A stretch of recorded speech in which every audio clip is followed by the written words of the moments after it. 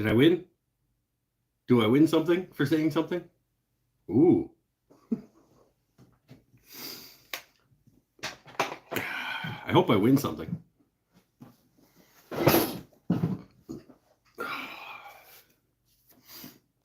Just me and you hanging out, Paul. Could have just done it on Zoom. Well, maybe some people show up. Maybe they don't. Whatever. You having a bevy with me, Paul? You gonna have a bastard ale or whatever? It's a dirty bastard. Water. Oh boy. That's healthy. It's a good, healthy choice, my friend. We'll see if some people show up. Microwave meatballs and water. Okay. No judgment here. Microwave meatballs don't sound awesome. I gotta say. Are they okay? I don't know. I mean, yeah, I've been known to reheat things in the microwave and it's fine.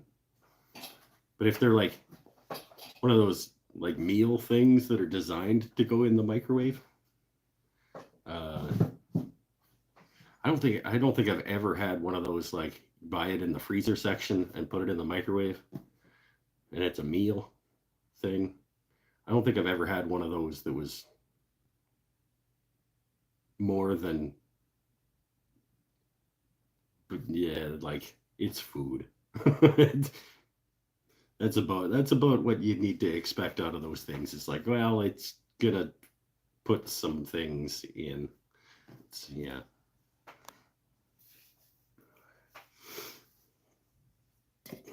But I mean, I'm pretty sure that's the meatballs that you're getting at the place like Subway when they make your meatball sandwich. I'm pretty sure that they buy those things in a big bag and just like reheat them.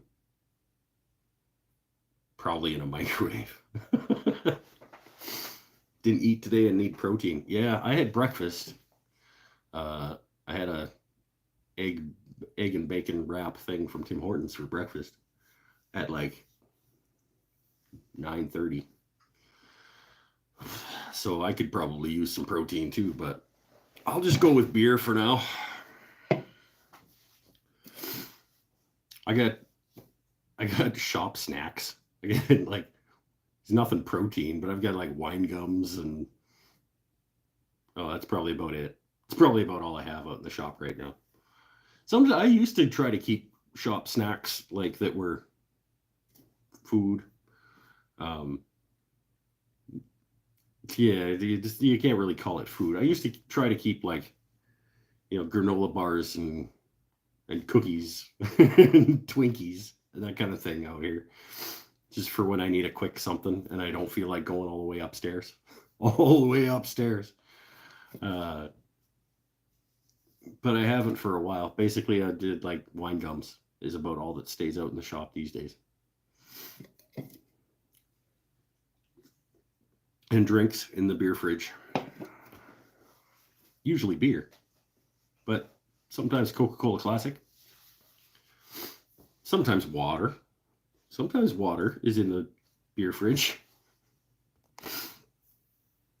You don't eat or drink in the shop? Like on principle or just because you don't feel like it when you're working? Or what? Like, I don't have any moral objection to eating in the shop. Because it gets sawdust in your food? Like, or I'm just curious about why you don't eat or drink in the shop. I can understand not alcoholing in the shop if you're working.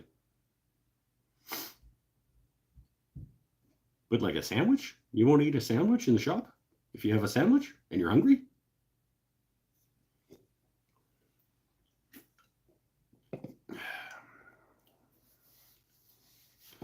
Sometimes I've been known to eat dinner out here, like if on a Monday or even tonight, if I would have had dinner. I probably would have been eating it out here before the show. You come inside in the office and they eat. Okay. Huh? Just on principle. No food or drink in the shop. I don't hate it. Man's got to have a code. You know? Who else is here? There are other people here. You can chime in. I don't know why I automatically went to phone. You can say things, other people. We're here hanging out. I like talking to you, but I like you talking back too. Sometimes I like you talking back. Am I interrupting? Now you are. Now you are, Pinnell. Pinnell's probably got to go get a new bottle of Tight Bond. Ooh, people walking around outside. Did your glue freeze in the shop this week, Chris? Did the Moose deliver your pots and caps? That's one of the things that we're going to do tonight, actually, while we do the Bevvies and Hangout show. I've got another Paul Waldrop box. I've got 2 more Amazons.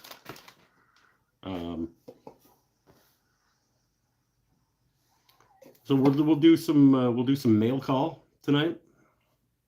We'll have some Bevvies. We'll hang out. We'll answer questions if people have questions. Garage only got down to 8.5. Okay, so your Tight Bond's okay. Good.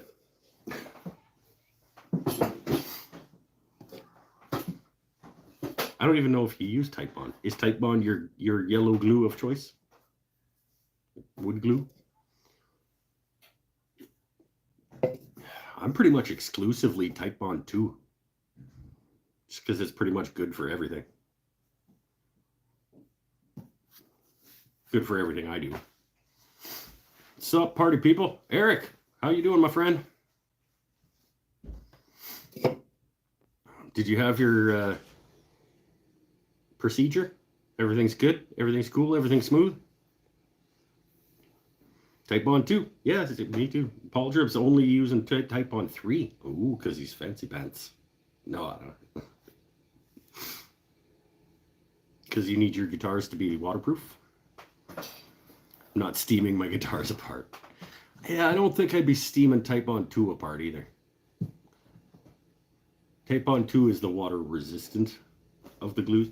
It's a nice middle ground. It's water resistant and it's strong enough and the open time is enough, and I only have to have 1 jug of glue.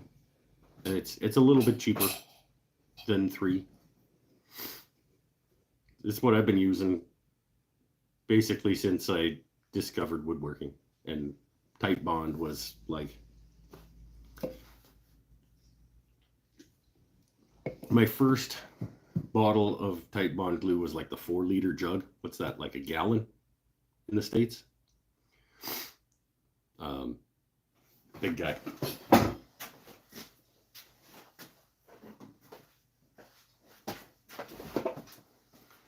That guy. That's probably even still good. Since then I've got, well,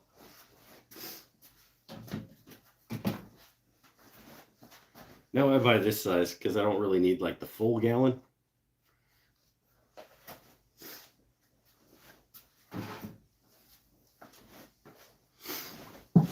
And I got a new one of those waiting for when that one's done. Too cheap to have multi-glues.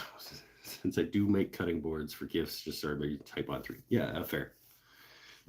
Even cutting boards, like, if people are taking care of them properly, they're not submerging the cutting board in water, hopefully. Certainly not putting it in a dishwasher. Doesn't explain the issues I've been having, but I'm not complaining about. What? Oh, them not finding anything. Yeah, don't complain about if the doctor says they didn't find anything, then that's good. Well, is it? If there's problems and they don't find anything, then, I mean, the problems are still there. So, explain yourself, doctor. Yeah, good though. Good. As long as if you're happy, I'm happy, my friend. Oh, damn. Smoked my knee on the bottom of the workbench. Oh, I know what was happening. My kid's birthday party tonight. My wife was taking boy to the birthday party. It's like, why are they leaving? Again, they always come back though. That's good. When my family leaves, so far they've always come back. Heart doctor wants to do a stress test on you. There's no need. I am stressed. Yes, I can confirm for you, doc. We don't need the test. The answer is yes. Yeah.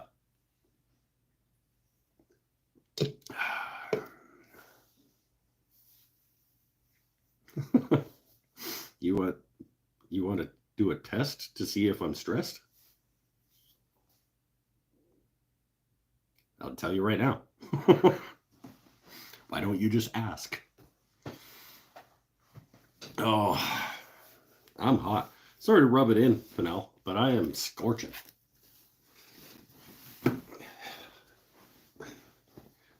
Damn.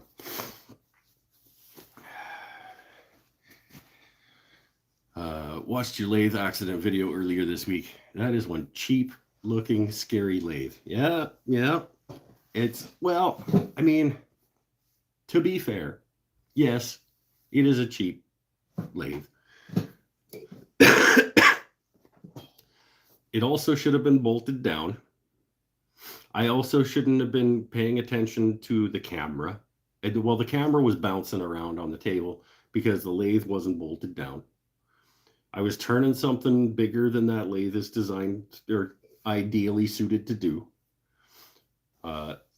There was a combination of things that went into that accident. One of them was the cheap, crappy lathe, but I don't even think it was the main one. The main one was that it wasn't bolted down. So if it would have been bolted down, my camera wouldn't have been bouncing all over the place. And then when the camera was bouncing all over the place and trying to fall off my bench, I wouldn't have gone to save it and then been distracted when I got it back set up and then put the tool back into the wood before it was on the tool rest. And it was the wrong tool. I was turning with a damn bench chisel. Like there was a number of factors.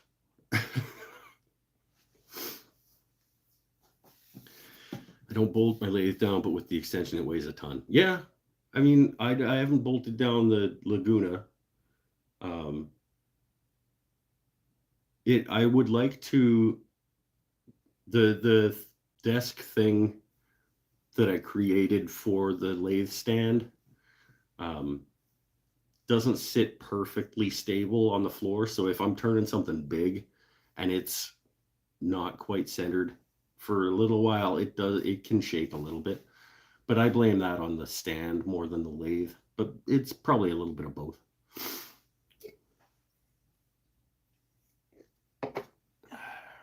Hey, Larry Stone. How are you, my friend?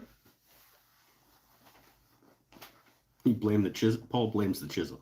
It was a number of factors. There were a number of factors involved. I mean, let's say the main factor was distraction. But I was distracted because the lathe wasn't bolted down and I was filming and the camera was about to fall off my bench. So really, the primary factor was the lathe not being bolted down. Finally got your replacement sander today. I don't say finally, that was only a week. I think we've gotten a little bit too accustomed to like next day delivery or like 2 or 3 day delivery. Because if I ordered a replacement thing and it came in a week, I don't think I'd be like, well, finally. I mean, it sucks that your brand new sander crapped out in like under 20 minutes of use or whatever. It was obviously a dud. So enjoying the cold weather here in North Carolina. Yeah, I just got done apologizing to Pinnell for saying how scorching hot I am. I should turn this off.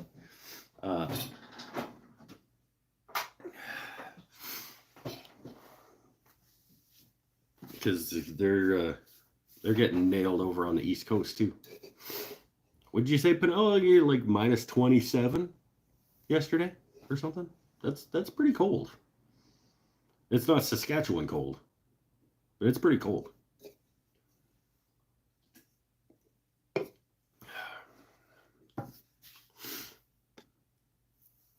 Sent you a box of assorted paper for the trouble. That's nice of them.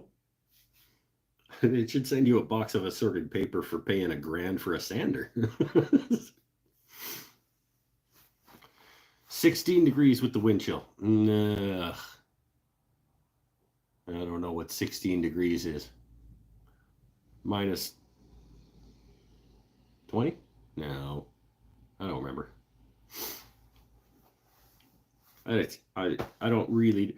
32 I know, because 32 is 0. And 100 Fahrenheit I'm familiar with, because that's about 30 degrees Celsius ish. 33 maybe, 32. But I don't know what 16 is.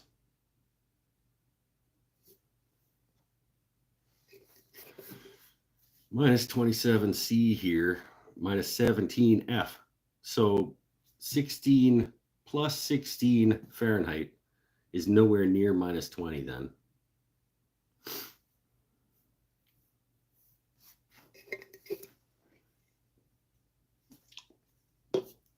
Pinnell, what's 16 degrees Fahrenheit in like real people temperature?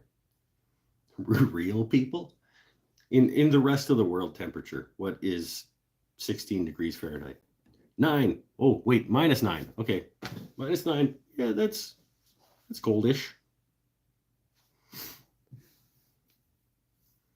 That's Canadian thinking about not wearing shorts. That's coldish. I would consider not wearing shorts in minus 9. I noticed last night using the new jointer. Yeah, the Grizzly benchtop. The sensation of grabbing the wood is gone now that you're not using. Yeah. Is it?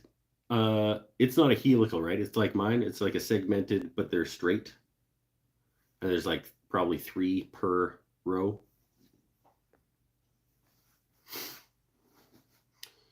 Finished the one, I was not happy with it at all, and then health issues came along. And what? I missed something again. Hold on. Sorry for that. Oh, you a mug? Oh, right. From the giveaway. Oh, it's just Pinnell. He's easy. He'll get it when he gets it. I did beat you though. He finally got the bottle stopper.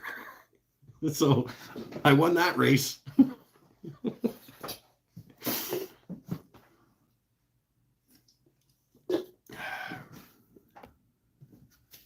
4 per row. Okay. Yeah, I think that's what the 8-inch is too. Might be 4 per row, and then one of them might have 5.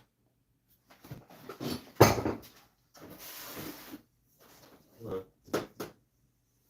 that one's only got 2. Wait, what? 3, 3, 3, 3. Yeah, 3. 3 is standard. A couple of them have 2.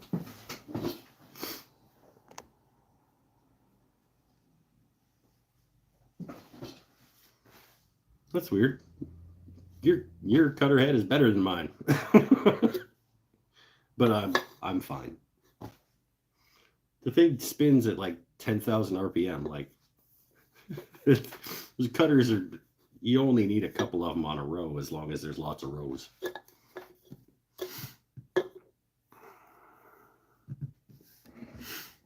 Definitely without a thought ordered the Helix cutter for the DeWalt. Yeah, that's gonna do you nice. Apparently the DeWalt 735 is a screamer of a machine in terms of volume, but a Helix on a 735, I think that That'll do you for a long time. February photo is ominous, looking down on me from above the work PC monitor. I don't remember what February. Oh, hold on, I got one. Let me see what February is. Oh yeah, It's like I'm judging you. If it's over your computer at work, I'm looking down at you, like being all like, "Oh."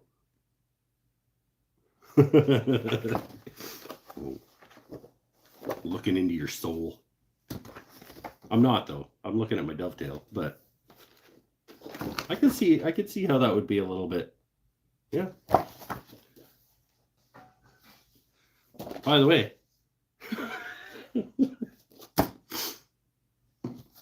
these are available for a limited time until they sell out in my Etsy store, which is linked in the description. The Mike's Wooden Things and Stuff 2023 calendar, collector's edition. Limited print run, hand signed and numbered. Are there any calendars left? There's still a couple. There are a couple still available if you act now.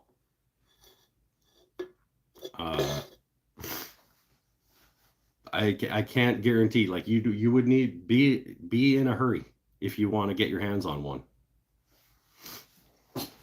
Here. Feel like was that Home Shopping Network when I was a kid? My mom watched it, and therefore I watched it. And there's like a countdown in the corner that like made it like you needed to hurry to get this. It was like there's only 4 minutes left. You better act fast. There's only 4 minutes left. In the price, the price is going to go up after this initial offer, and we can't guarantee when this is going to be back, if ever.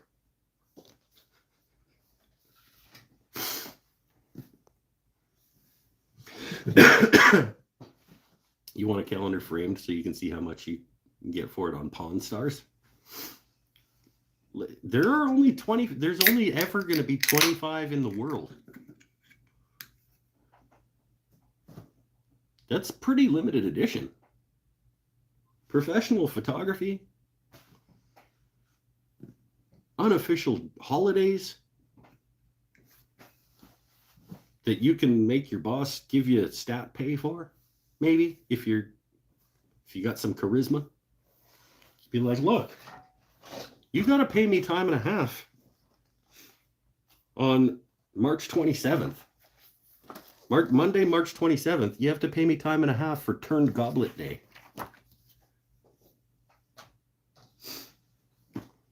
Smash that like button. Attaboy, Eric.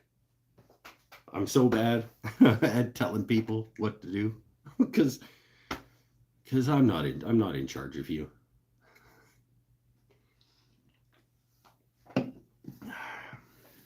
Generally, you have to die to make the price go up. Well, then your children will have value. It's an investment in your children's future. And honestly, like, who knows when I'm going to die? Maybe it's an investment in your future. You could pay $50 for this calendar, and then, I get hit by a bus. And now it's worth $79.99.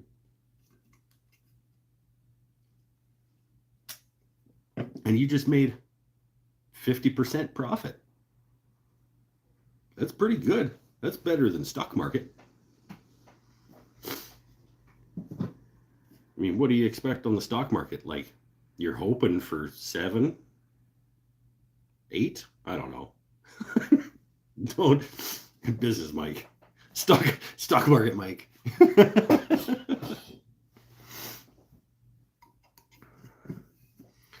Free shipping. That's right, Larry. It is free shipping. It's $50 Canadian, free shipping, and that means I probably make about $1.50 on each one, unless it's going to Australia, in which case I lose $20, $30.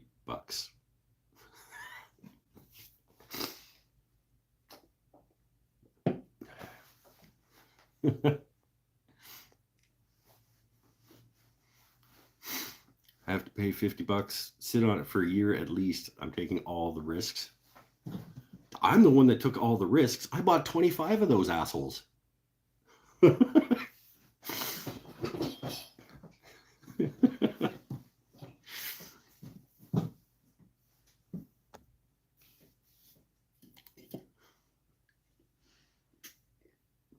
69% stock return. Yeah, maybe on GameStop. I don't know. Yeah, stock market, boo. Mutual funds, boo. Investments, invest in hand tools. Seems like hand tools are constantly going up. I could probably sell that low angle jack for more than I paid for it.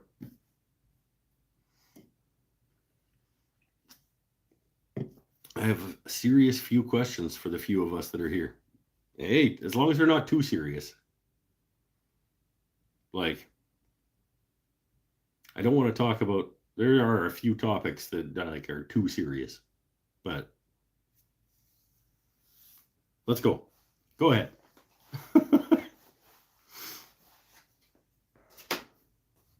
Invest in groceries. Yeah.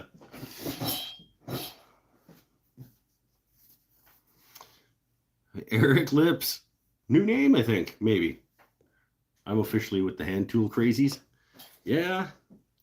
I mean, I guess I'm a hybrid woodworker. I do enjoy the hand tools, and I enjoy really nice hand tools, and I enjoy old hand tools. I mean, I enjoy hand tools, but it does seem that the more and more people are discovering A, woodworking, and B, hand tools for woodworking. Doesn't it feel like they're getting more expensive? Like disproportionately to other things? Especially like old used stuff. Like you used to be able to pick up like an old number 4 smoothing plane in relatively decent condition at a yard sale or something for like 20, $30. Nope. Found this calculator that figures what you should be charged for the products you dot dot dot.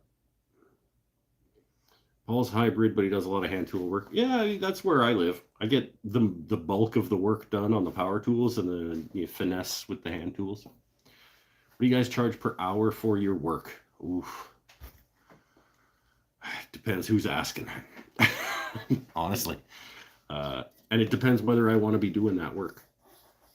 I'll be honest. If somebody wants me to do something, like wants me to make something that I don't really feel like making, my per hour goes up, because the more it feels like work, the more I charge for it. If somebody comes to me with a project that I think is going to be rad and I'm going to enjoy doing it, or I'm going to like use it as learning, and like that's got to be built into the price for me. Or if I'm gonna like, if it's gonna be super fun and I'm gonna enjoy doing it, my price per hour goes down.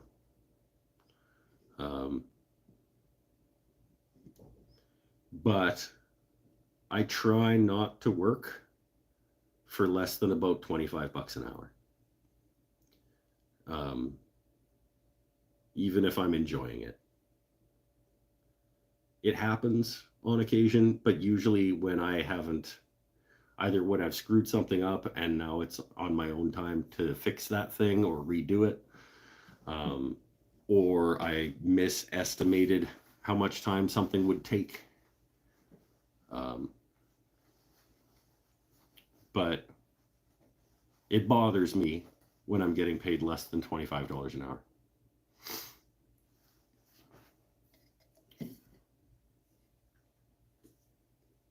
Unless it was super fun and I got a cool video out of it, and maybe it was for somebody that I know and like. There are factors. Paul figures time with $20 an hour for guitar bodies, full bids. 75 an hour. When I made pens, it was about 30. Yeah, I um, I mean pens. I don't really do by the hour because I try to batch and be super as efficient as I can when I'm doing pens for sale. Um, so I do them by the piece, and if it takes me longer, that's on me. Um, but it's I sell a slimline pen for $30 to $35 depending on the material. Um, so that's like $5 for the kit, 25 ish for my time, and I can do a pen in an hour from piece of wood to pen. But I do pens in batches, so I can make 10 in say 5 hours, and then I'm paying myself $50 an hour because I'm being more efficient. But it's still a price per unit. And how about markup for the project? I don't know what that is. Markup for the project. Well, the project doesn't have a markup. It's material plus time. Material times a bit times say 1.5 for waste and like transport and me having to go buy it. And then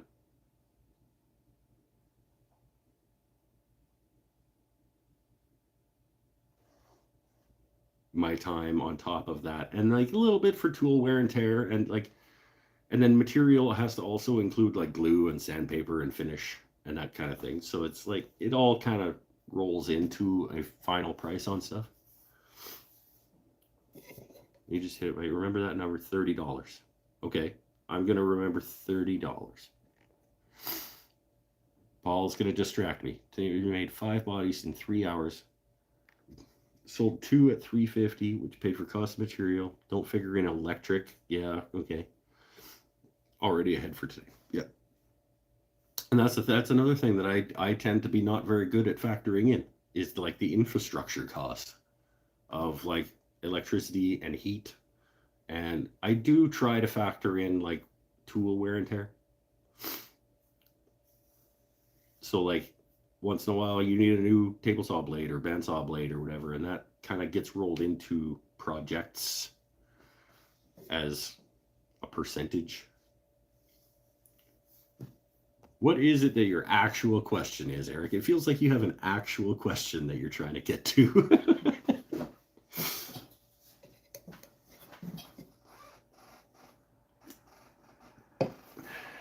So let's say time 25,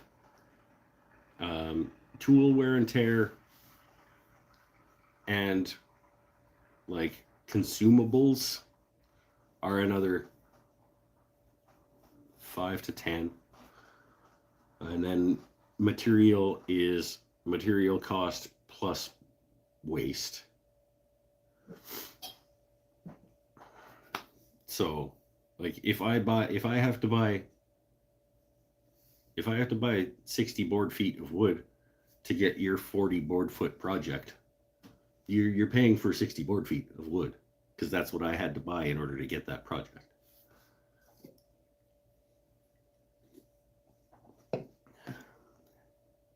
Don't forget the $24. It's 30. Stop it. God, I have the worst friends.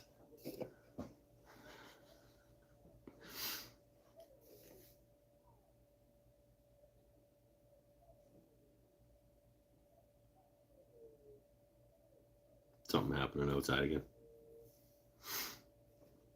So, okay. Remember, don't come here to learn. It's also a good point, Paul. This formula is cost of supplies, number of items, number of hours, hourly rate, and finally it's a markup, which is 20% wholesale and 50% retail. Okay, well, that's different. You're talking about what if you sell something in a store, they need to take a cut as well. I haven't factored any of that in. I'm just talking about me selling personally. if I'm selling something, if you come to me and order something, you don't have to pay the extra money for the retail place to take theirs. With that formula, you got to be charging $100 for a slimline. Yeah, no, you don't. Well, then it's a bad formula. Cost of supplies, number of items, number of hours, hourly rate. Who's they? They say markup, which they say is 20% wholesale. I don't believe they are adding cost that I don't think needs to be added unless you're in a store. Like at the store where I sell my stuff, she takes 30%, so she adds 30% onto what she needs to pay me for the product.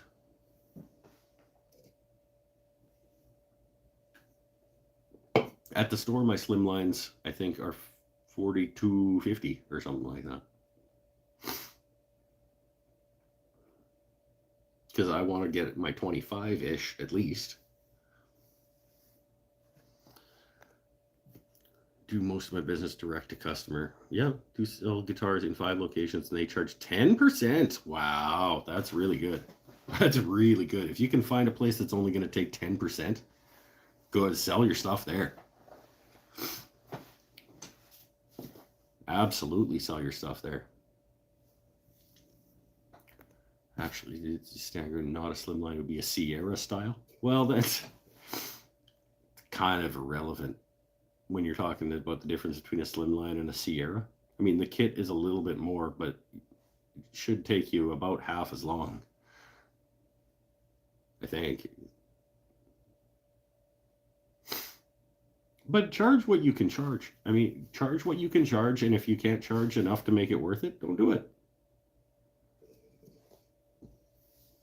You don't need formulas and stuff. Sell stuff for what you can sell it for. If you can't sell it enough to make it worth doing it, then don't do it. Good part is that they don't take 10% from you. They add 10%. Yeah, exactly. That's what the store does. I tell her that I want 25. And she sells them for 25 plus 30% of 25, whatever that is.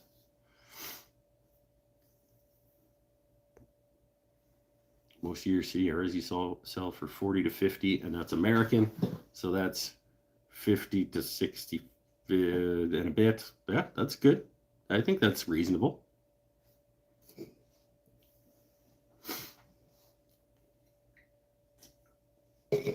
I take a little bit less from my sales at the store just because I like supporting what she does. Both for the community and for employing me. Now, she didn't used to employ me, but it's partially supporting her, partially because I don't need the whole. I'm efficient enough at slimline pens that 25 is fine, and I still pay myself decently on slimline pens at 25.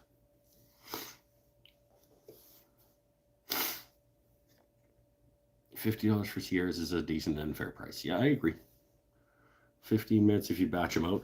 I don't think I could, even batching them out, I don't think I could do 4 an hour from kit to final product. Maybe. No, not including like drilling out the tubes and gluing in the tubes and sanding the tubes and squaring up the ends and everything else. Maybe half an hour, start to finish. I don't know. Hard to say. I don't know. I've never timed like total time allotment for a batch of pens. Okay, let me ask it another way. Do you think people scoff at your projects if they're priced too low because they think they are cheap? Yes. Yep, especially anything that is considered art. I was telling this story actually not that long ago. I have a lot of paintings that I've done, and I do big I do big acrylic abstract expressionist paintings, and some of them are like 2 foot by or 3 foot by 4 foot dailies. So like they take up a good chunk of wall space. And initially, I was trying to sell them for $400, and they weren't selling. And then I made an exhibition. I put on my own show in the lobby of the local theater, and I told everybody that they were $1,000 each, and I started selling them. Nobody wanted them for $400, but they did want them for $1,000. Its perceived value is a serious thing. So yes.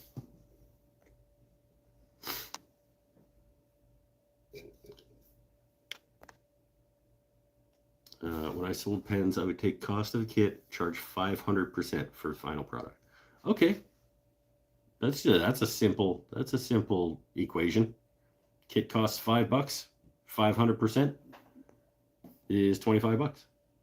$10 kit, $50. Yeah. I like that. That's sure. If that works for you.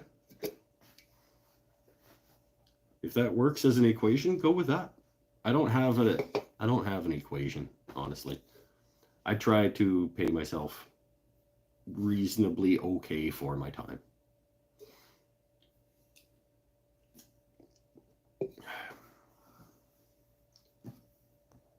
Sure don't get paid decently for my time on YouTube. What, like 4 cents an hour or something that I get for doing YouTube.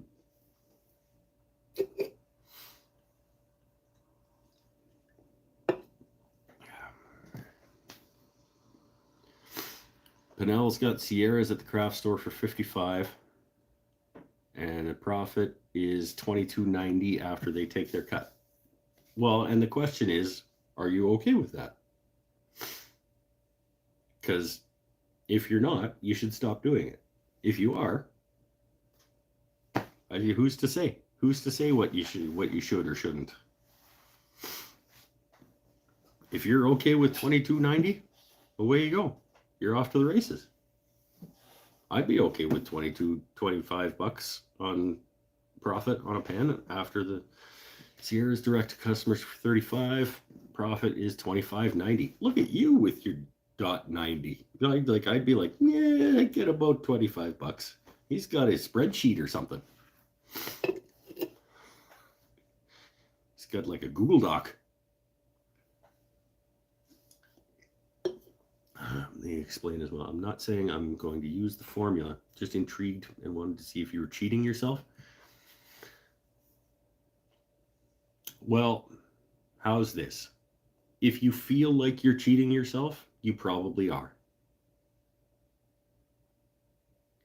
If you're content with the profit that you're making for the work that you're putting in, then you're not cheating yourself.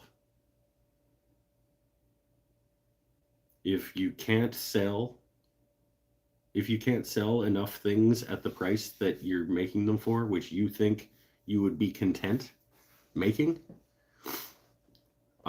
make something else. Because part of it is market driven, like what people are willing to pay for stuff. Part of it's marketing yourself, if people like you as a person goes a long way.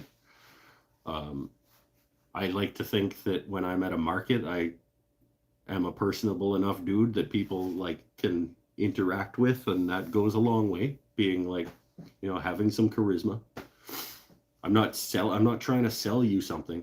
I'm just being a decent dude that you can picture yourself having a beer with on a weekend or something.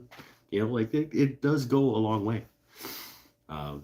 Just being personable and stuff and interacting, and in person it's way easier. I sell way more stuff at markets than I do in stores, because people don't interact with the actual person making it when it's just sitting on a shelf in a store, right? They don't know who that guy is. At the market, I can be like, yeah, I made these things. This is who I am. I'm a dancing monkey kind of thing, you know, like support local artists. And, you know, I just have fun making stuff in my shop, whatever. If you want to buy it, that's cool. And I don't know. I 100% have a Google Doc. That's right. Kit was $7.99. Wood was 50 cents. Box was $1.60. All right, because he puts each one in an individual box. Cost is $10.10. And then do you have a Google Doc for the amount of time that you spent on each of those pens as well? Like you got a column for how long did it take? And then a per hour? Like are you that? Like I have to sell this pen for $32.73 because it took me 47 minutes.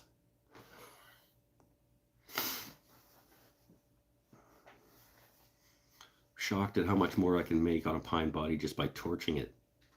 Yeah. Nice. You're selling them as fast as you can make them. Hey, you know, and it probably only takes about 1.5 minutes to hit it with a torch. Good call. Hey, no judgment here. Beer.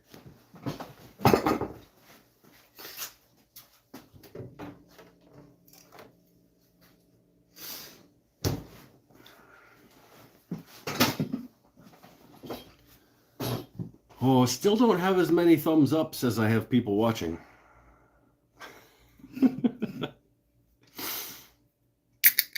It's fine though. I don't care. Let's open a couple of things while we're sitting here. That was a good discussion. I liked that topic. Paul Waldrop. My friend Paul with another box in the mail. I don't remember. I think it's potentiometers. We're talking about having extra guitar parts. So I just try to get around $10, $20 a pen. Side hobby to get rid of the pens you make and maybe make a bit of fun money to keep hidden in the garage. Yeah. Oh, right. And the little, what are these? I don't remember what these are called. But they make one of my potentiometers into a tone and one into a volume. Sweet. Those are the good ones too. Those are the orangies. Capacitors. There you go. We got, they're good too. They're the shorties. Shorty pots, 500K shorty pots. I was worried you were going to sell me or you'd send me 250s because you're big into the tellies. I should have just assumed you're not an idiot. You know that I'm making humbucker things. Oh, some jack input jacks. You don't use 250s? Don't single coils generally use 250s? Another pot. Sweet, 246. I've got potentiometers for all 3 of my current builds. I've got 3 input jacks for all 3 of my current builds. I've got capacitors for all 3 of my current builds. Thank you once again, my friend. Also, I was thinking of doing that anyway because in the summer you're going to start doing demos. What are we start doing anyway? If I were to jack up my prices, would that be the time to increase your items? I don't know that that's a direct correlation. I don't think number of items on the table should necessarily correlate to the price of each one. And we got more stabilized pen blanks. We got a bright ass red. Got another. I still need to turn one of these blues. I've got a few of this particular blue now that I really want to see turned because I think it's going to be a wicked blue. It's like a super dark. It's not quite black. It's like a bluish black. We got another one of these rich greens. I missed the previous message. People are talking. I can't see everything, Eric. Another one, like one of those darky dealies. I think Eric asked if he should wait until the short break before summer markets to increase the prices. Maybe. Yeah, I get like do your prices seasonally. So you go into summer market season with your prices set. I wouldn't want to change my prices in between markets at the same location. So like if I was going every Saturday to the same market through a market season, I wouldn't want to increase my prices between those markets because somebody might be looking at one week and then they go home and think about it. They come back the next week. If it's $5 more, they might change their mind again, right? If they're coming back because they're like, oh, you know what? For $45, like that was a nice pen. Like that guy makes good stuff. I should go back next Saturday. And then they come back and now it's 50 and they go like, oh, well, fuck this guy. Right? So I would try to keep my prices set for like a series of markets at the same place on the same day, if that was the thing. Don't know if you would have recurring customers that often that would notice a price increase week to week. I think you would enough that it would make it not worth doing. Like, because I frequently have people that come back and they're like, I was here at the last market and I wanted to come back and buy the thing that I was thinking about buying. And if I was like, well, it's $15 more now. Should have got it last time. Like that. I think it happens often enough that I wouldn't want to do it. Put up a sign like festival limited. I mean, while supplies last. You know, like limited edition. What's that? Paul, what is this? Looks like maple. That's a maple looking. That's the quarter sawn face of what looks like maple in relation to that. Is this like blue stabilized maple? Super smooth. It is maple. Okay, sweet. What's that guy? That guy, oh, it looks like a purple version of that. This is going to be cool. That's like a denim blue. That is got some bird's eyes. Got some bird's eyes in this guy.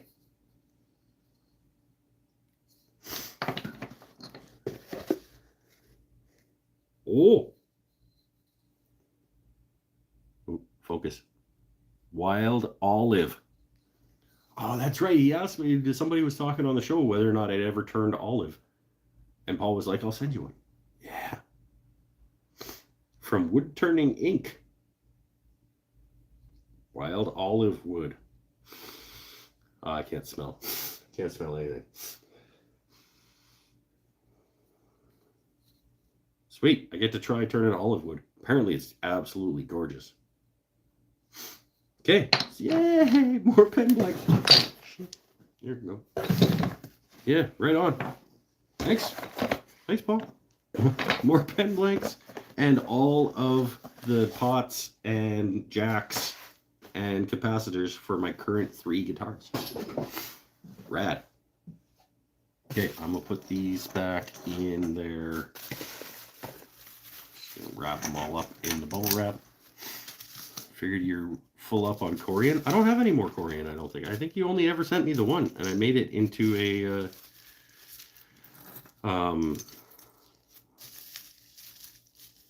what was it? It's the Concava. And it's still down at the store, up for sale. Nobody's bought it yet.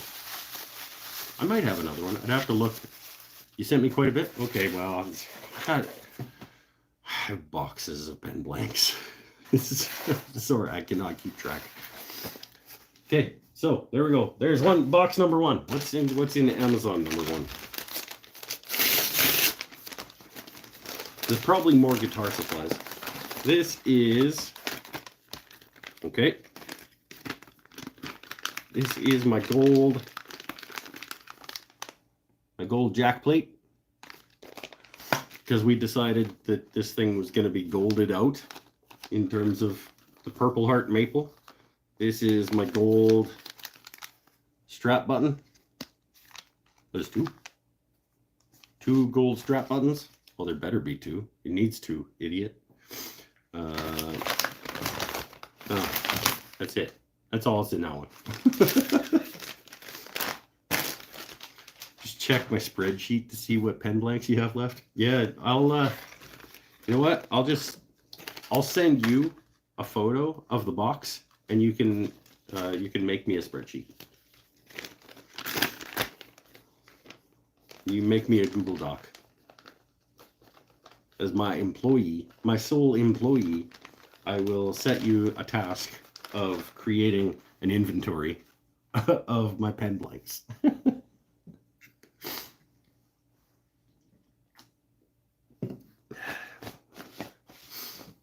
Or you know what? Better yet, I'll just start my audio recorder, and I'll just pick them out of the box, and I'll just tell you what they are, and then I'll send you that audio file. So it'll just be a recording of me going like, well, we'll call them full size and half size.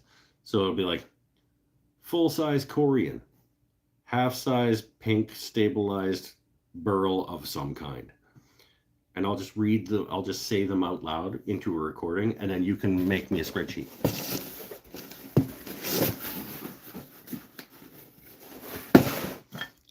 This is the last of the boxes that we're opening tonight.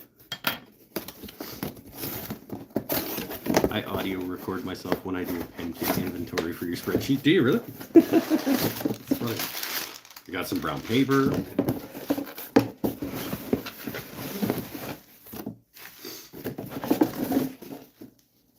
The box is way too big for what was in there. These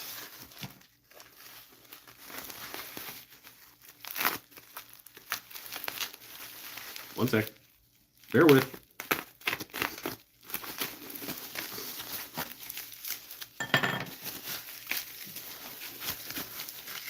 These are my new truss rods. Because if you'll remember, I was down to my last truss rod. Which is weird, because I'm sure I had more truss rods. But I bought, I found these. Remember when I was like, yeah, they're like 20 bucks on Amazon, I'll just buy a couple. Well, these 2-packs were 25. You just make sure they sent me the right link.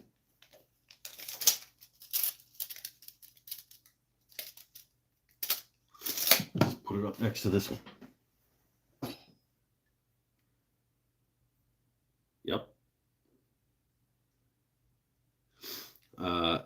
So these 2-packs were 25, and I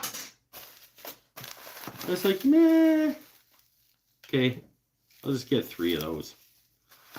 So 6 new truss rods, which apparently means that I am going to be making more guitars. Because what else am I going to use truss rods for?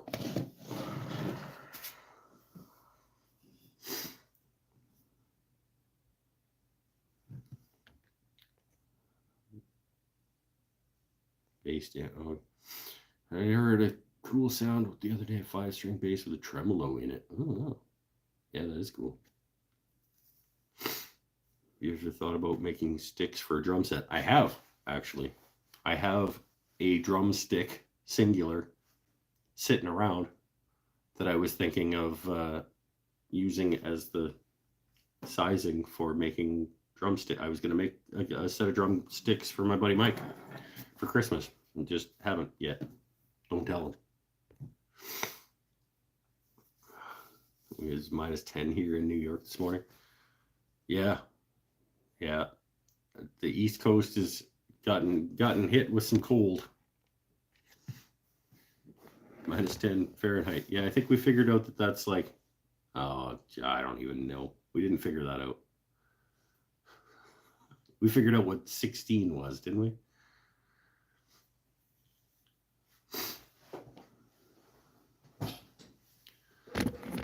Use real temperatures.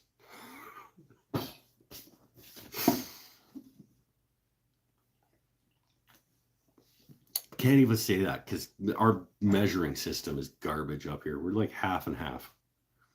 Like we use some imperial and some metric, and it's strip plastic off truss rods, attach to a stick, strip power cord on the side, and attach wire to the truss rod. Wet ground, put cornmeal on it, and shock up worms for fishing. No.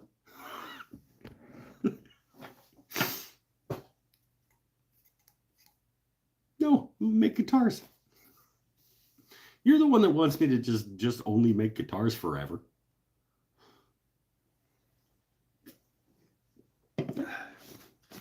Which, by the way, I am not going to do. I'm not going to become exclusively a luthier. I was talking to somebody about that today, about how like, you know, I enjoy making too many different things to like focus on one thing. Because like I'll make a guitar when I feel like making a guitar. I will like I'll make a coffee table when I need to make a coffee table or somebody orders a coffee table. I'm not gonna get into making a specific thing.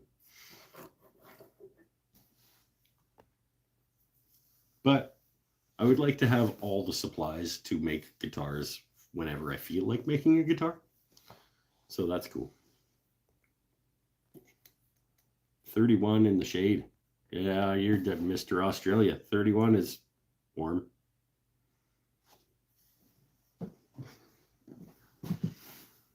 It's more. It's a little bit warmer than warm. It's bordering on hot.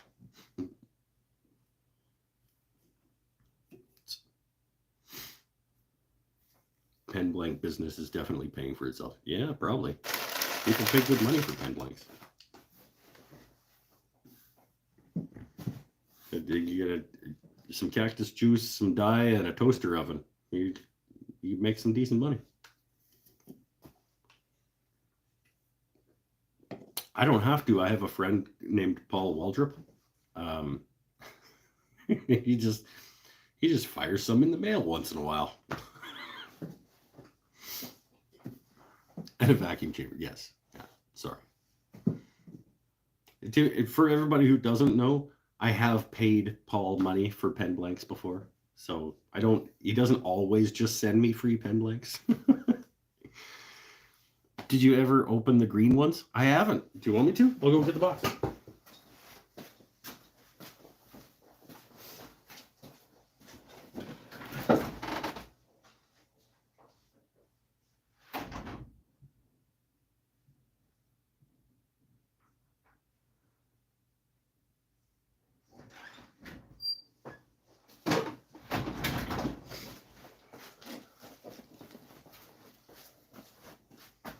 I'm waiting on the kits that these ones are going to be made into.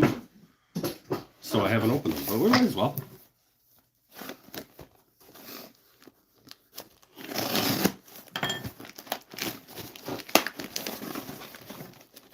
Hit the thumbs up button, knuckleheads. Thanks, Larry. I'm not sure it makes that big a difference, in all honesty, but I appreciate the sentiment.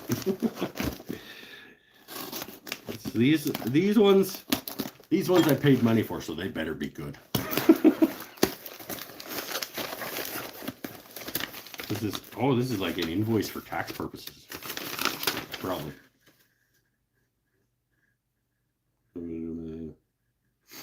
No, this is a declaration statement, something. Yeah.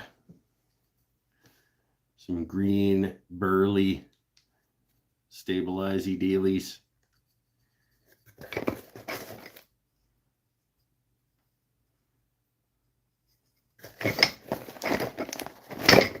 times 10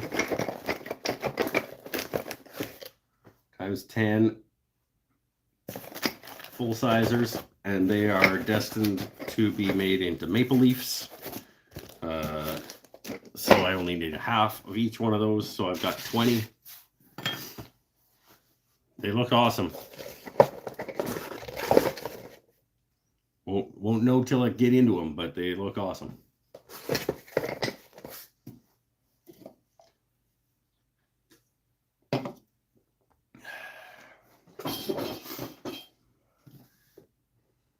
It's a 2-box from Paul show. Yeah, we get an unexpected 2 Waldrop box show.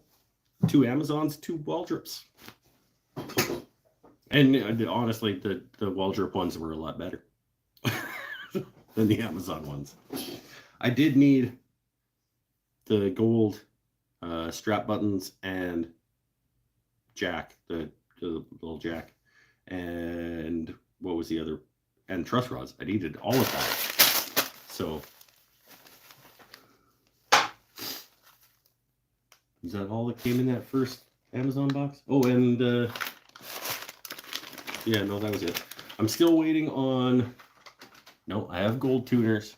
I'm waiting on a gold Tune-O-Matic bridge because I don't know what happened to all my Tune-O-Matic bridges. I seem to have lost some Tune-O-Matic bridges because I know I had 3 or 4, and I know that one of them was gold, and I don't know where they are anymore. So I'm waiting on a new gold Tune-O-Matic. I do have gold tuners. I have changed my mind on the gold fret wire, not because it is more expensive, but because I think it'll make the guitar look too gaudy. Like it'll look decorative as opposed to functional. If it's gold frets, gold tuners, gold bridge, gold jacks, gold, and just the frets being gold is, I think, is just too much. Like it'll look too ornamental.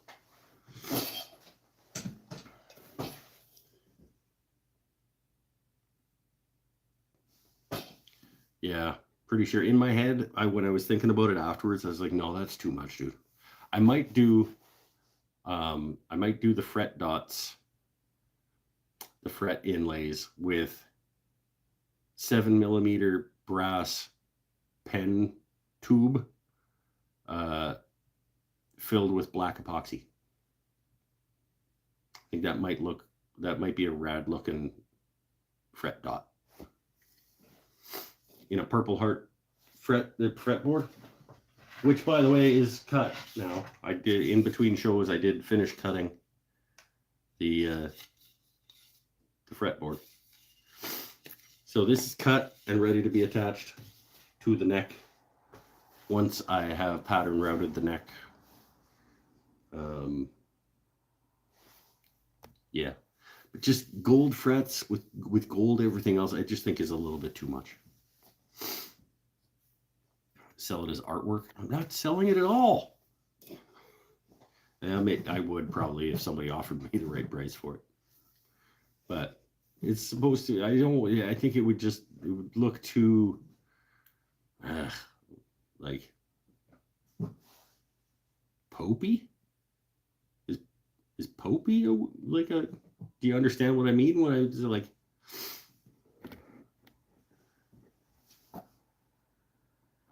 that's just too,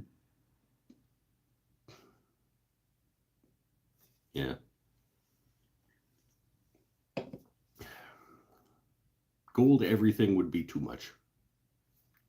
Like gold tuners and bridge and tailstock and jack plate, I think is enough.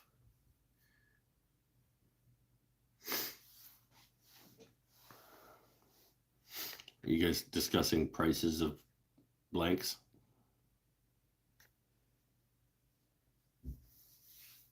Yeah. Make a Facebook account called Paul Waldrop and sell them on the same Facebook groups, Eric. There you go. That's your problem. If you can't sell them and he can, and you guys are close in price, just like Go to Paul's Facebook page, take a screenshot of one of his photos of himself, make a Facebook account that's like Paul Walderp or something, and then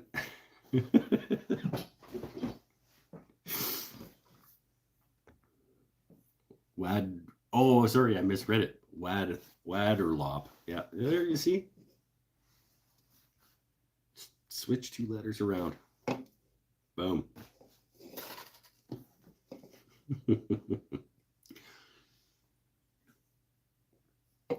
Yep, that's definitely what you should do. I am not being sarcastic, and this is an actual recommendation on how to behave.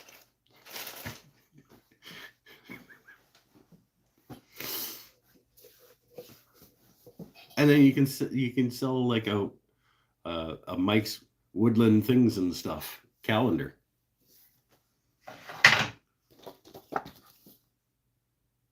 Because these are flying off the shelf. So if you're gonna try to pretend that you're somebody else in order to make money, I seriously suggest trying to counterfeit some of these. And because I don't even know how much longer I'm gonna have any left. Like, they are moving.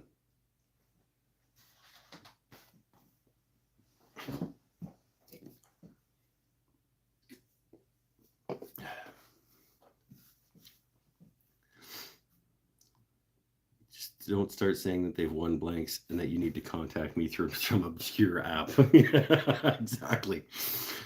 Our weather tomorrow is supposed to be cooler than it has been. We're only supposed to get up to 74 degrees Fahrenheit. 23? Yeah, we got all the way down to 7 degrees today. Give or take. Buy them from Mike and resell them at a profit. You buy me out of calendars and then resell them at a profit. Well, if you're quick, if you're fast, you might be able to get your hands on a couple, but I mean, you're not going to make too much profit because you're only going to have a couple to sell.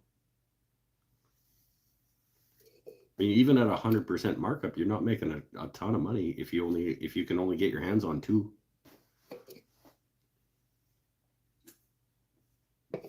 That might be all that's left. I don't know. I haven't looked for a while.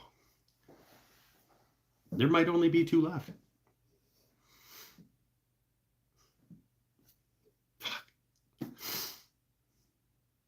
Serious face.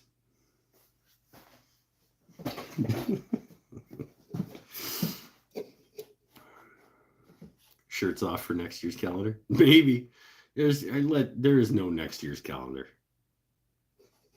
This is a one-time exclusive 2023. Only 25 are ever going to exist. There will never be a 2024 or onward calendar. This is the only year these are going to exist. I have a friend in Vermont where it was minus 15, and another friend in Canada where it was minus 30. Yeah.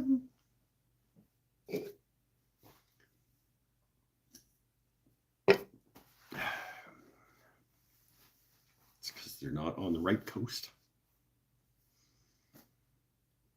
We're in the beginning of February is supposed to be like coldest part of winter, and we got down to +7 today. So we're doing okay. Mount Washington was minus 106 wind chill. Not my Mount Washington. Mount Washington that's just half hour up the road? Nah.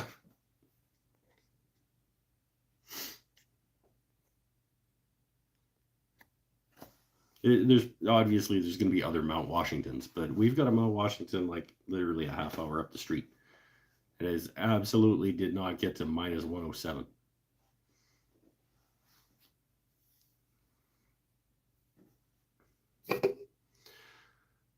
Fireman calendars do well enough, so I just need to put on. I could probably go down to the fire hall and borrow a suit for like an afternoon to go do shoot. I'm not making any more calendars. It was a fun experiment. I'm I was gonna say I'm happy I did it. I'm okay that I did it and I tried it as an experiment. But until I'm at 500,000 subscribers, I just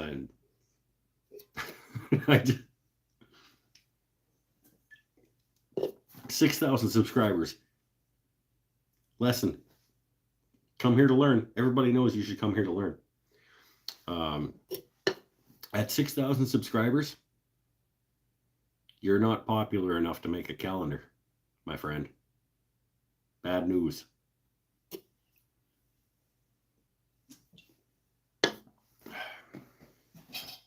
There's a free life lesson for you.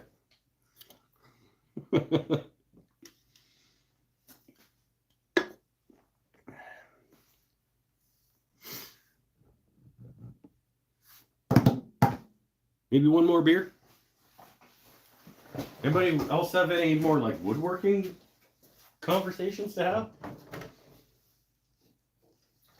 I mean, I know a few of you are talking back and forth about like pricing blanks, like pen blanks and stuff. Not popular enough to make a calendar and make money. It's true. I am popular enough to make a calendar. That's a good point, Penel. Thanks, my friend. I am absolutely popular enough to make a calendar.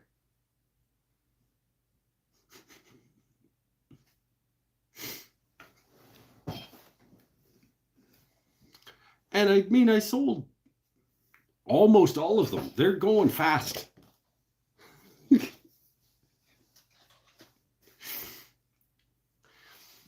Just got myself a Stanley 80 meter cabinet scraper. Oh, 80. It's Stanley number 80 cabinet scraper for 20 bucks.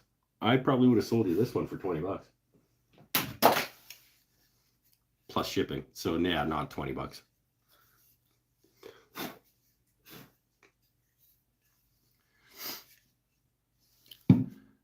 Yeah, I think I paid about 20 bucks for this one, but then I put a new Veritas scraper blade in it. But I don't have the thumb screw because I dissolved it in vinegar trying to get the rust off of it, and I forgot about it, and it essentially just ate it away. That was a while ago. Used as a longer iron. Yeah, it was, like I said, it was a Veritas replacement blade, because that I dissolved in vinegar as well. If I found the proper thumb screw for it, I might keep it around.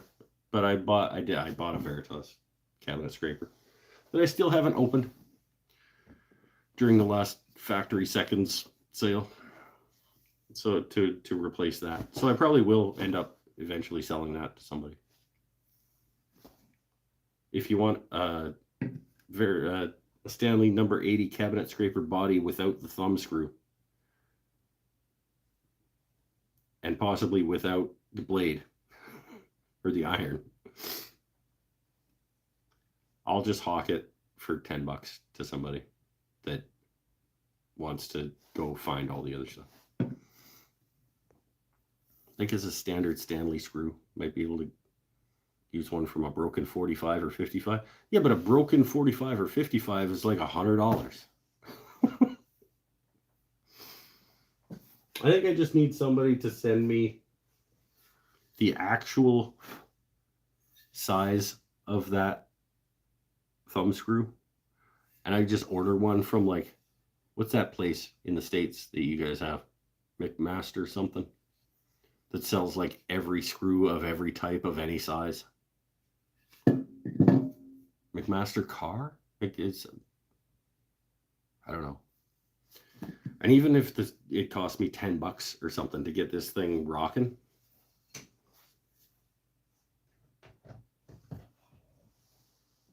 I would like to have 2 cabinet scrapers.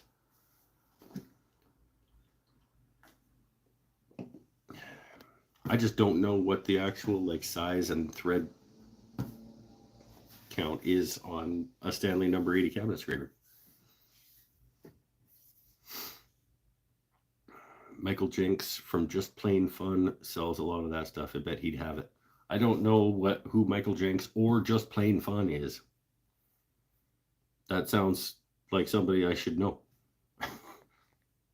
Actually, Just Plain Fun sounds familiar.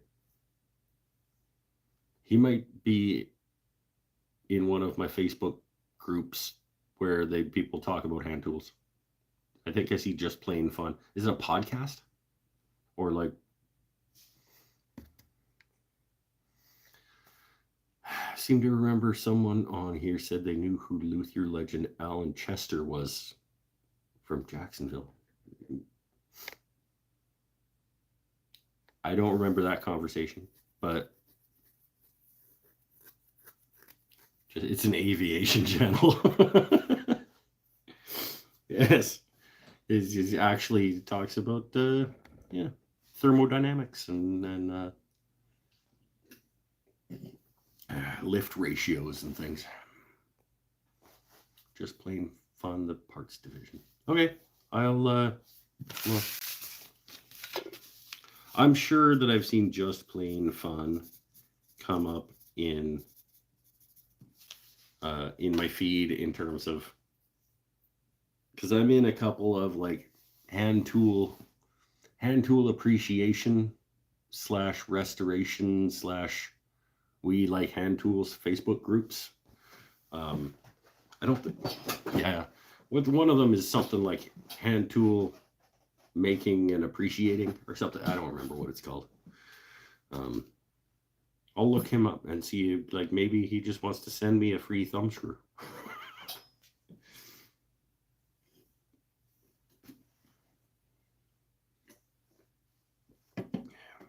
I'm sure Matthias has plans for making it. But you would have to know, Matthias or not, you would have to know the thread count and the size of the thing in order to make the screw for it. He might be able to do it out of bubble gum and elastic bands and wire that he found in a dumpster, but he would still have to know the size of the thing that he's making.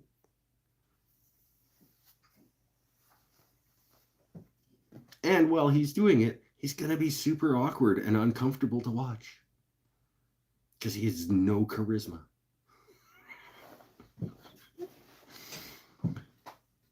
Home Depot, you can test screws to find the thread count. Do you think that they have like Stanley sizes of screws at? Because I don't know, maybe I'm under a misconception, but it feels like Stanley had their own weird system of like threads per inch and sizes and stuff. Maybe I'll just bring it into Home Depot and just start trying stuff and see if something lines up. That's a good point. I hadn't even thought about just like going into the Home Depot section with all the little bin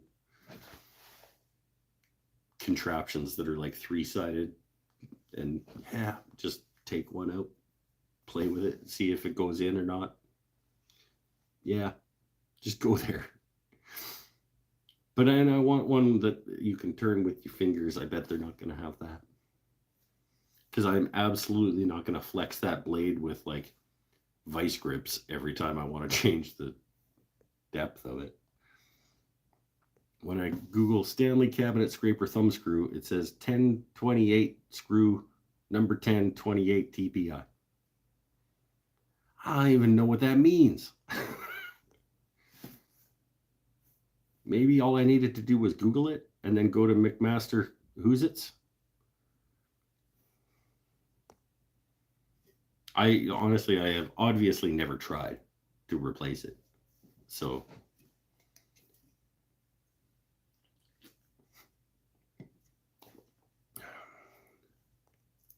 I think it's pretty clear that I have not put a lot of effort into figuring this out. 28 TPI's threads per inch. Yeah, I didn't think it was teeth per inch. Number 10, 28 TPI. Well, a number 10 screw is a pretty standard size screw. Is 28 TPI a standard size? 1028 is an SAA thread scale. Maybe Home Depot was my answer all along. Maybe it's super common. I don't know why I just assumed that it was like, well, I have to find one of these from like an old cabinet scraper that somebody parted out. Yeah, assumptions make an ass out of me, I think, is how the saying goes. I just assumed that that was like a specialty thing created by Stanley, but it clearly was not. We're gonna get your cabinet scraper up and running so you can keep it on the shelf like the rest. Tim's Tim's new and he's catching on quick. He's already burning me for not taking down my tools and using them often enough. This is only like his third week here. He caught on quick.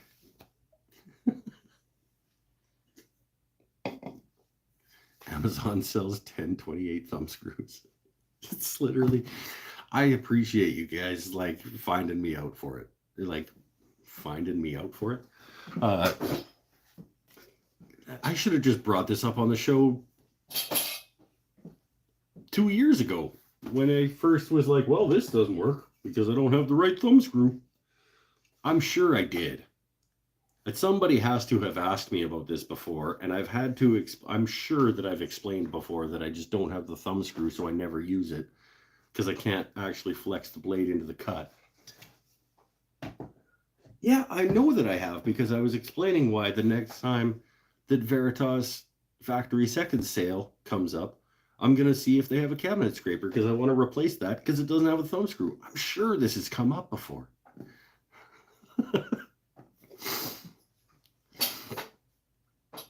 We're all enablers. Yeah, I appreciate it. We're all worried it'll become another shop stool. You're trying to prevent the shop stool is on its way, damn it. We're all worried it'll become another sharpening station. Is just fine. The sharpening station is just fine.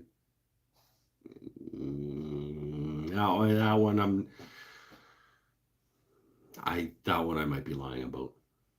Is it the Wolverine jig? The Wolverine sharpening jig for my grinding wheel that's still in the box leaning up against over there that I got for Father's Day 21.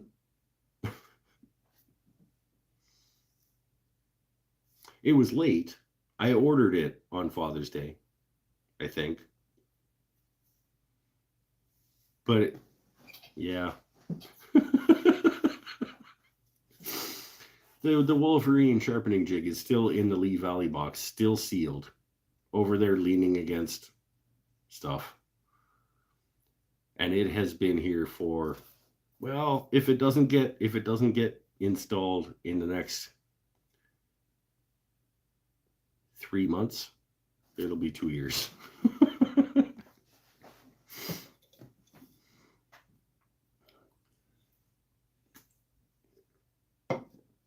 Blame the sharpening station on COVID. I can't blame it on anything. I'm just gonna blame it on, if I couldn't sharpen my tools without it, it would have been done by now.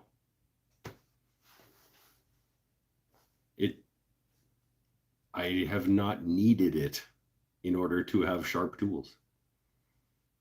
So it will make sharpening my tools easier and more efficient. But I've never been like, oh, I can't sharpen my tools because I still haven't installed my Wolverine jig. Like, that hasn't ever been a thing. So it'll get installed whenever it gets to the top of the list of priorities. Right now, for some reason, my priority is making 2 guitars that I don't need. I have the Pro Grind system instead of the one-way. I'm not familiar with the Pro Grind system. I don't, Wolverine I don't think is a one-way. Is it? Is Wolverine a one-way system? Clearly, I don't know. Yeah, maybe it is. Do I have special grinding wheels? I have one. I have one of the CBN diamond wheels. think it's the 180. That's the side that the Wolverine jig is going to get installed on.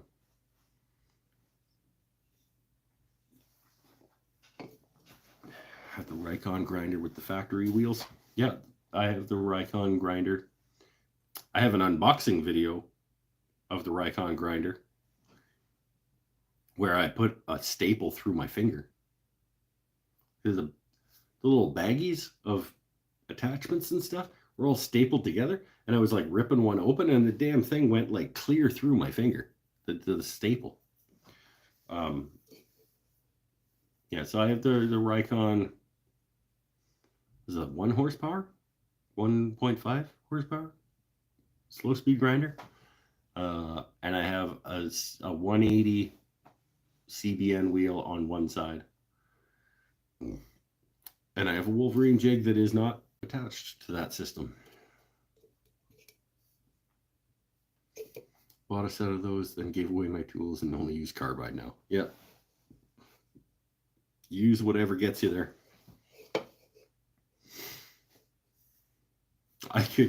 I could probably go to all carbide and just, no, I think I would miss the feeling of that bowl gouge.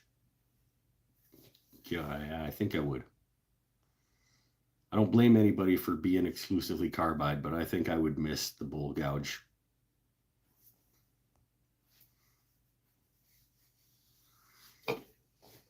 Turn your first bowl on your lathe segment rings made from futon slats. Yeah, I think you mentioned that last week, that you've turned your first bowl. Your first bowl was a segmented bowl? You're being a show off. Why are you being a show off? Just turn a block of wood like the rest of us, man. No, good on you. Good on you. Obviously, I'm kidding.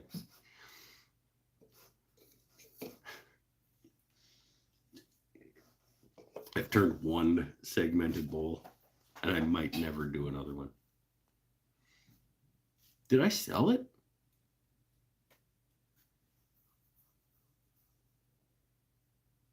Trying to think. I sold 2 things at a summer market that I'd had for a while that were priced pretty high, that I was like, I'm never going to sell these things. Nope, it was the Yatoba chip and dip and the Holy Hand Grenade lidded box, the walnut and cherry thing. I still have the segmented bowl. I should not sell it. It's pretty good, and it was my first and only ever segmented thing. I should probably keep it. Got the Rikon while I was at Rockler, probably. Did some computer work for the store. Got a nice gift card. Grinder went on sale. Employee discount and gift card went up. Paying $5 for it. Nice. Nice.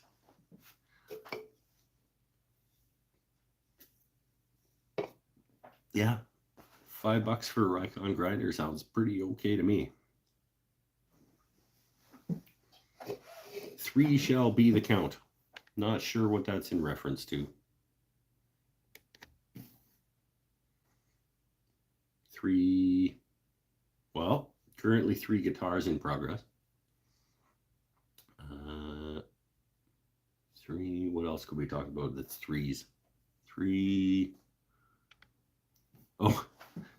3s, yes, I'll be the count. Sorry, I completely forgot that I even called that thing the Holy Hand Grenade. I believe it's a 2-part live show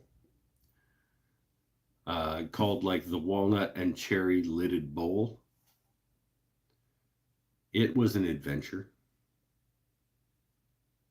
And geometry messed with me at one point. But it turned out pretty rad. It's from last summer? Early last year? I don't remember. Couldn't have been last summer. Yeah, no, because I sold it at the Christmas market, and it hadn't been at too many markets. Might have been last spring. Might have been about a year ago, a little bit less than a year ago. The walnut and cherry lidded bowl, 2-part, 2-week live show extravaganza. It was fun. It was a fun experiment, but Yeah. It looked like the holy hand grenade. It was like, it's a spherical thing with a little finial on the top.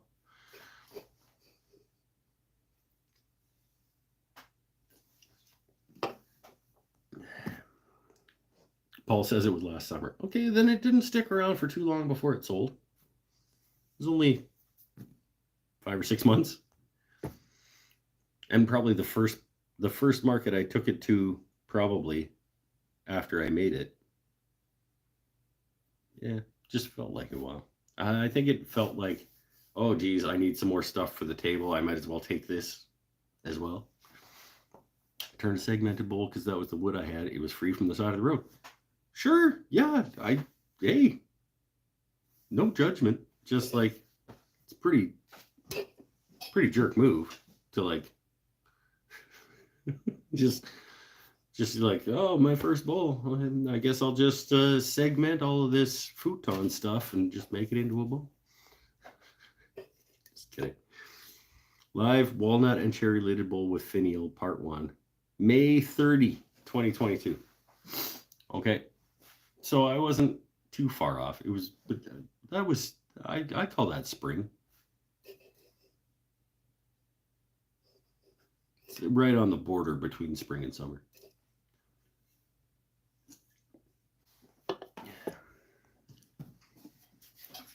That was a pretty fun turn, actually. I will admit I had a few catches and it took you a while. Well, keep on keeping on. Send me a picture. Email me, take a photo of it and email it to me at woodenthingsandstuff@gmail.com. I would like to see your first bowl as your segmented bowl from wooden futon frame, free on the side of the road.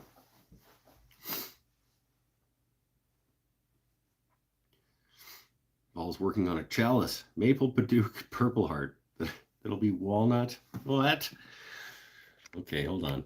Maple Paduke purple heart. That'll be walnut on the outside, inside. But as you turn it, the patterns inside start to show up. What? Why? Why?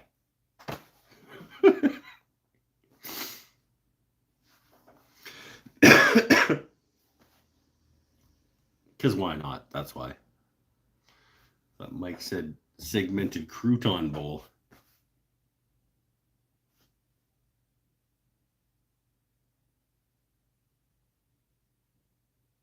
I still have my segmented bowl. I could just put it on the table, fill it full of croutons. Now it's a segmented crouton bowl. Or we get my friend Paul to stabilize a bunch of croutons.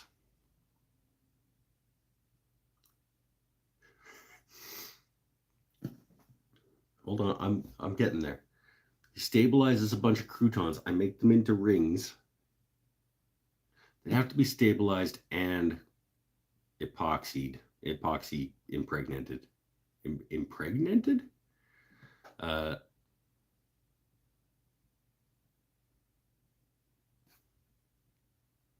Okay.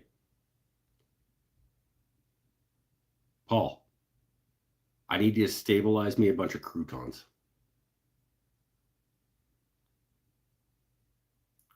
And then when you send them to me, I will make the stabilized croutons into rings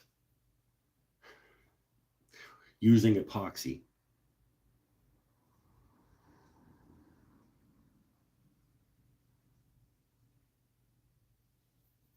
Will I? But will I? This sounds like a great idea. I think somebody should make a stabilized crouton bowl.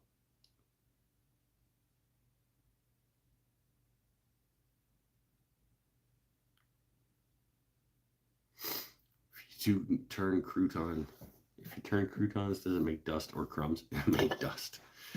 That's why they need to be stabilized and then impregnated. I don't know why I can't say that word. There's already people doing stabilized ramens for woodworking. But okay, I need some stabilized croutons so that we can actually explore whether or not this is a thing. I would, yeah, I would like to try it.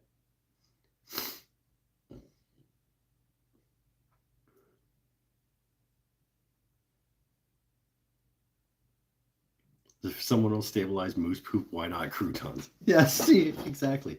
But I'm gonna need a whack of them. Like the stabilized moose poop is only like that much moose poop. I'm gonna need a lot of stabilized croutons.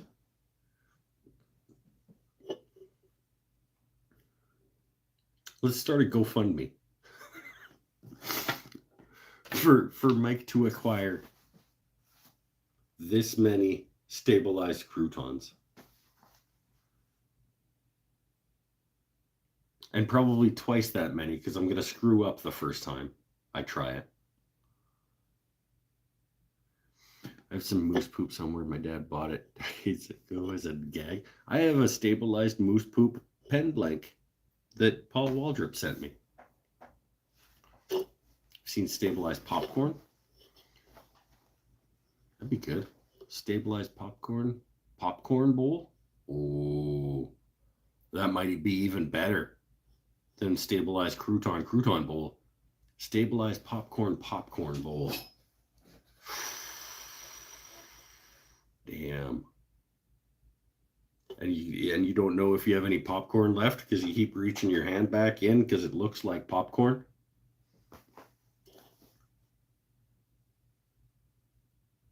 I like this better. Paul, I need you to stabilize me about a whack of popcorn. I made a pen for a guy that sells popcorn out of a blank made of popcorn. But were they the kernels or were they popped popcorn? Because that's what's cool, is if it's popped popcorn that's then stabilized. Could you even do that? Or would it collapse under the, like, because it's mostly air? No, it shouldn't. Popped? Okay, yeah. This is a thing that could happen then. I think I would rather do the stabilized popped popcorn bowl. That I think would be rad. One more beer, and then we'll call it.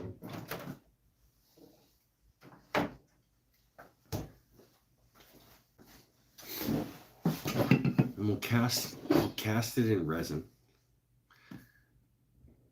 And just make a mold out of like a cheap dollar store plastic bowl with another cheap dollar store plastic bowl on the inside to not have to fill the whole thing with epoxy and popcorn. I don't have a pressure pot. Probably don't need one if I'm using like 90-hour epoxy. And maybe I could do it in layers, like 2-inch deep layers. I'd only need 2 to make like a 4-inch deep like popcorn bowl.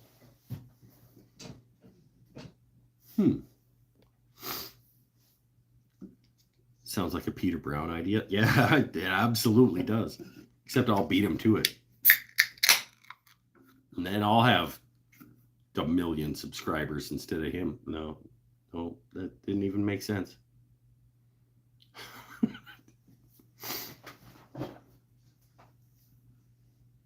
I'd hang out with Peter Brown. I would go for beer with Peter Brown. He seems like a good dude.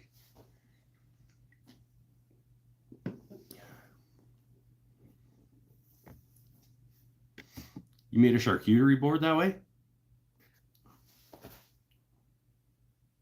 Well, no, it's not even like original.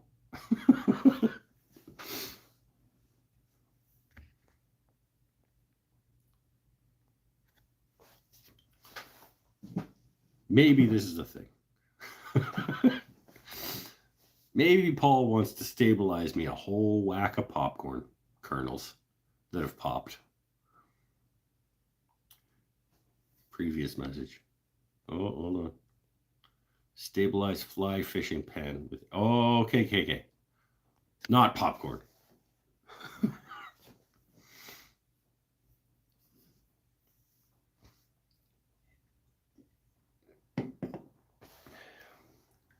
Wood River sells stabilized popcorn pen blanks. Yeah, but what I need is the actual individual stabilized popped popcorn kernels, so that I can then cast them in an epoxy bowl blank.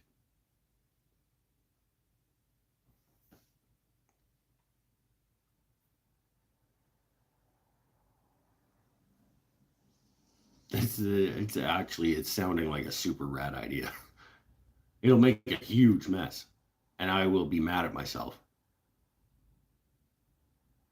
But that does sound like a super rad idea. If I could get a whole whack of like stabilized individual popcorn, like popped popcorn, that's yeah, that would be cool.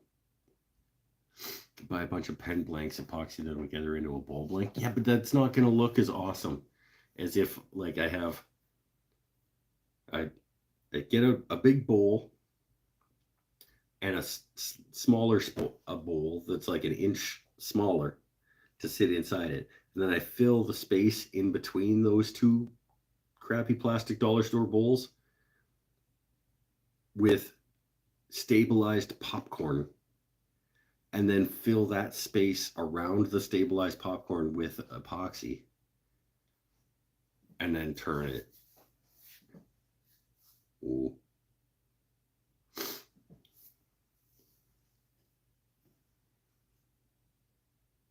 That would be awesome.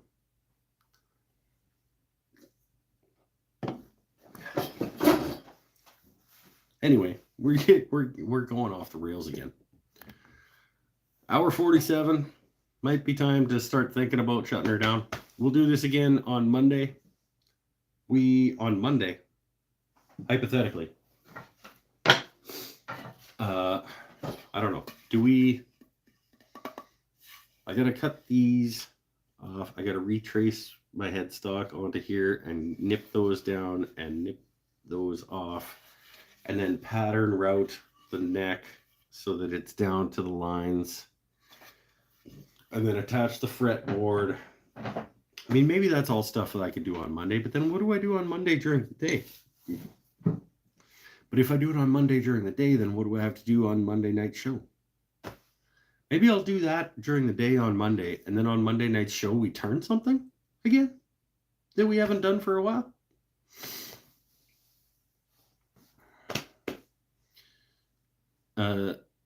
Swimming pool time and a few bourbons. All right, later, Eric. Have a cup of coffee. Maybe I'll finish getting the neck into its state on Monday during the day, and then on Monday night's live show, maybe we turn something again. It's been a while. Could turn an olive pen blank. Well, only if I found the time to prep it, which I won't if I'm working on a guitar neck. We'll see. I don't know what the plan will be for Monday night.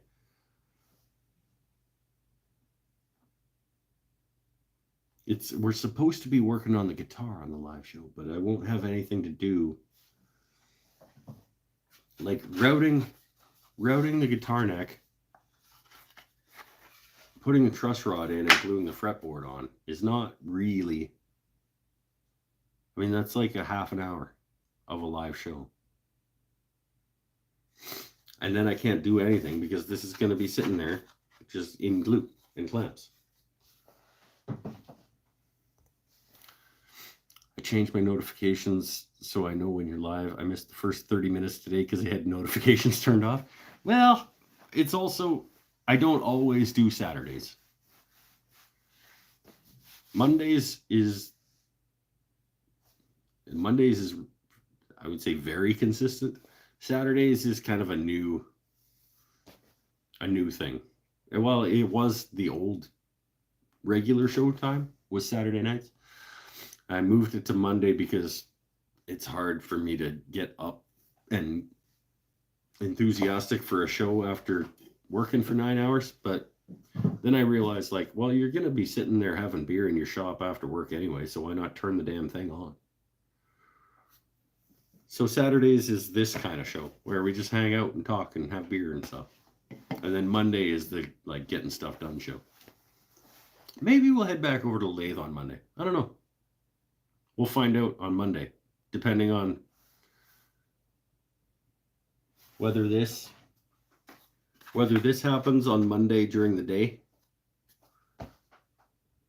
If this gets routed out to size and this gets attached on Monday during the day, we'll go over to the lathe on Monday night. And if it doesn't, we'll do that on Monday night. So,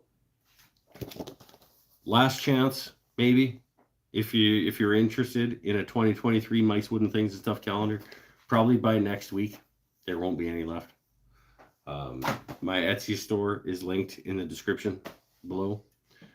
Get those while supplies last. Limited edition, hand-signed and numbered calendars. We will see everybody who shows up on Monday. Check out the pics of the bowl you sent. I will. After I shut this off, I will have a look. Stay happy, stay healthy, stay safe, everybody. I have to go find out about Just Plain Fun. And I bid you all adieu. Thanks for coming. We'll see you in 2 nights for whatever that happens to be. Thanks, guys.